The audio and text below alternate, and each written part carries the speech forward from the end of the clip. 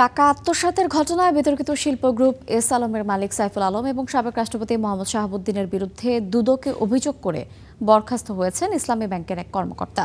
ব্যাংকটি থেকে ৫০০ কোটি টাকা আত্মসাতের ঘটনায় সাইফুল আলম এবং তৎকালীন পরিচালনা পর্ষদের ভাইস চেয়ারম্যান মোহাম্মদ শাহাবুদ্দিন সহ ৩৮ জনের বিরুদ্ধে গেল ২৯ জুলাই অনুসন্ধানের জন্য দুদকে অভিযোগ দায়ের করা হয়। ওই ঘটনায় অভিযোগকারী ব্যাংক কর্মকর্তা মোহাম্মদ ইয়াসিন আলীকে সাময়িক বরখাস্ত করেছে ইসলামী ব্যাংক কর্তৃপক্ষ।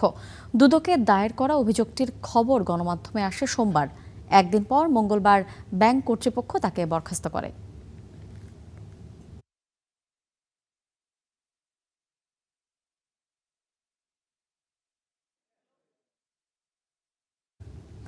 সাবেক রাষ্ট্রপতি সহ ৩৮ জনের নামে দুদকে অভিযোগ দিয়ে বরখাস্ত হয়েছেন ইসলামী ব্যাংক কর্মকর্তা। এই বিষয়ে বিস্তারিত জানাতে বাংলাদেশ ব্যাংক থেকে সরাসরি যুক্ত হচ্ছেন সহকর্মী ওয়ালিদ সাকিব।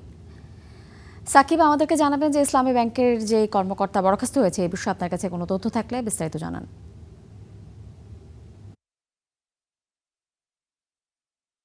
ইসলামী ব্যাংকের যে কর্মকর্তাকে বরখাস্ত করা হয়েছে তিনি ইসলামী ব্যাংকের ফরেন এক্সচেঞ্জ কর্পোরেট শাখার একজন ইনচার্জ ছিলেন। তিনি ইসলামী ব্যাংকের একজন ফার্স্ট অ্যাসিস্ট্যান্ট ভাইস প্রেসিডেন্ট পদে কর্মরত ছিলেন।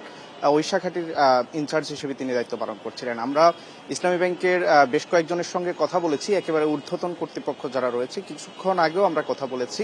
আবার আমরা কেন্দ্রীয় ব্যাংকের সঙ্গেও কথা বলেছি। তো আমাদেরকে দুই দিক থেকে আমাদেরকে যেটি বলা হচ্ছে যে আসলে একটি ইসলামী ব্যাংকের যে নিয়ম সেই নিয়ম অনুযায়ী একটি শাখার প্রধান কোনোভাবে আসলে দুদকে অভিযোগ দিতে পারেন না। দুদকে অভিযোগ দিতে হলে ইসলামী ব্যাংকের সংশ্লিষ্ট যে বিভাগগুলো রয়েছে এবং ব্যবস্থাপনা কর্তৃপক্ষ রয়েছে তাদেরকে আসলে অবগত করতে হয় এবং তাদের অনুমতি নিয়েই কিন্তু দুদকে অভিযোগ করতে হয়।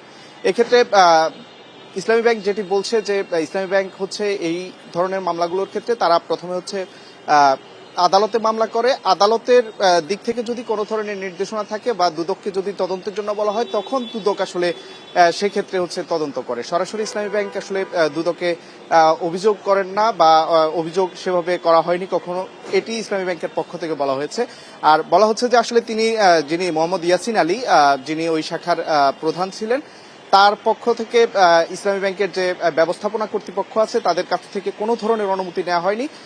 এই সব কারণে আসলে যে ইসলামী ব্যাংকের মানব সম্পদ বিভাগ থেকে তাকে সাময়িক বরখাস্ত করা হয়েছে, তাকে ইসলামী ব্যাংক ট্রেনিং একাডেমিতে সংযুক্ত করা হয়েছে এখন এই মুহূর্তে, এবং একটি তদন্ত কমিটি করা হয়েছে ইসলামী ব্যাংকের পক্ষ থেকে। ইসলামী ব্যাংক বলছে যে যদি এই তদন্ত কমিটির যে প্রতিবেদন সেটি শিগগিরই 7 কর্মদিবসের মধ্যে হয়তো জমা দেওয়ার কথা বলা হয়েছে। তো এর মধ্যে যদি যে ইয়াসিন আলীর বিরুদ্ধে অভিযোগ তিনি যদি নির্দোষ প্রমাণিত হন তিনি আবার স্বপদে ফিরতে পারবেন বলে আমাদেরকে ইসলামী ব্যাংক কর্তৃপক্ষ জানিয়েছে। ইমা। সাকিব, আপনাকে অসংখ্য ধন্যবাদ।